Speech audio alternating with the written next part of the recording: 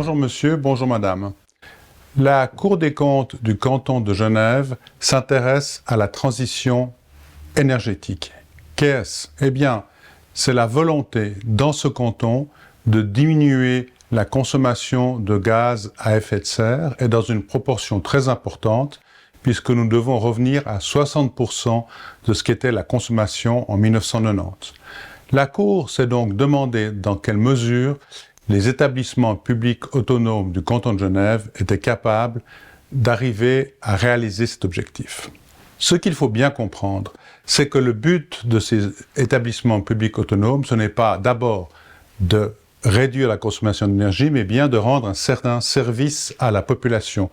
Par exemple, le but des hôpitaux universitaires de Genève, c'est de vous soigner et pas d'économiser l'énergie. Donc, il faut que ces politiques d'économie d'énergie soient intégrées dans la politique globale de chacun des établissements, et c'est là sans doute un point difficile. Après avoir fait le tour des 11 établissements publics autonomes du canton de Genève, nous sommes arrivés à la conclusion que s'agissant de la définition et de la mise en œuvre de programmes d'économie d'énergie, nous en étions à peu près à 60% du chemin qu'il convient de parcourir pour être à l'objectif en 2030.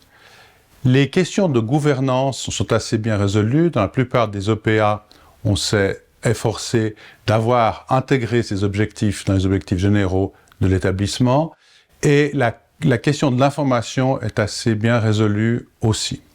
Ce qui est plus difficile actuellement, qui n'est pas encore satisfaisant, c'est la mise en œuvre des travaux et la programmation des travaux. Et la Cour craint que dans le court délai qui nous sépare de 2030, eh bien l'ensemble des travaux réalisés pour économiser des énergies ne le soient pas encore.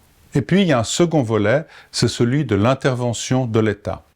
L'État intervient par le biais d'un office qui est l'Office cantonal de l'énergie, et là aussi il y a encore un certain nombre d'améliorations à apporter. Tout d'abord, cet office est sous-doté. Il ne dispose pas d'assez de personnel pour remplir l'ensemble des tâches qui lui sont confiées.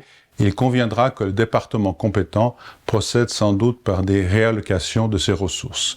Et puis, il ne dispose malheureusement pas d'un outil informatique performant pour contrôler la consommation d'énergie. Et il y a encore trop d'opérations qui ne sont pas automatiques et des opérations de contrôle qui doivent se faire à la main.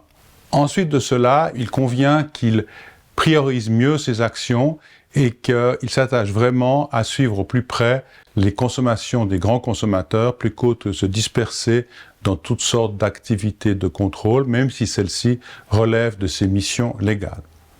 La Cour se plaît à relever que le département compétent, le département du territoire, a accepté l'ensemble de ces 8 recommandations en la matière, et la Cour, donc, au cours des années à venir, eh bien, va suivre la bonne réalisation de ces recommandations.